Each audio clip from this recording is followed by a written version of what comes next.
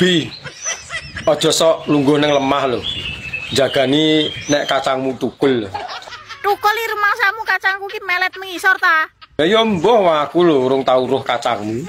Iso merambat teko lemah ki. Yo jagani, engko nek tukul malah sulaya to. Kowe ya tak kandhani wong lanang-lanang ya. Mbok kandhani apa? Aja sok lungguh ning dhuwur beras. Apa ora nek nggon apa piye? Lungguh nang dhuwur beras iki lho. Engko mundak beras entek. Lah entek parane nang ndi? Pangani manukmu. Ayo. Lah rumangsane manuk kuwi gragas apa piye? Tar yo delogok jaran. Anja.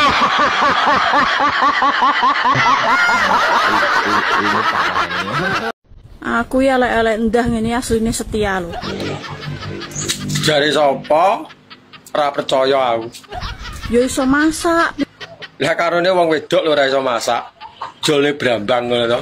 Pinter menabung rumangsaku. Apa iya? Tapi sayang aku. Sayang apa? Aku ki ngono rondo. Yo ndang golek kono to, ben ora urip ijen. Aku ora payu-payu ngono lho.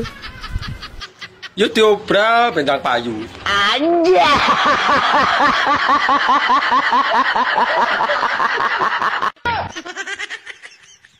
Dadi wong iki mbok aja gampang nesu ngono lho. Cepet tuwek ngono. Ngene wae. Piye? Engko nek kowe nesu aku melu nesu.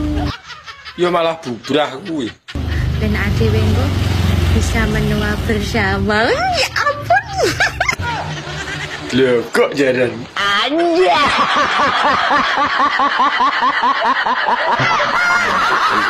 Ini parahnya.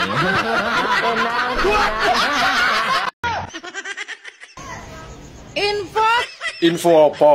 Atau sewu sing kena dijak geblak. Sing kena dijak geblak. Lah nyapa golek info iki? Mbok karo aku ae. Ora trimo geblak, yo salto, yo koprol barang. Piye? Tapi wonge sing rada ganteng lho. Sawangen to. Mosok aku ora ganteng. Aku mau wong sing ruangos elek gudiken.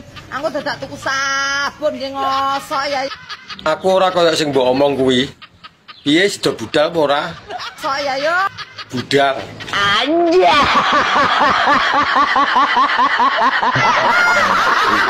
Ini parahnya.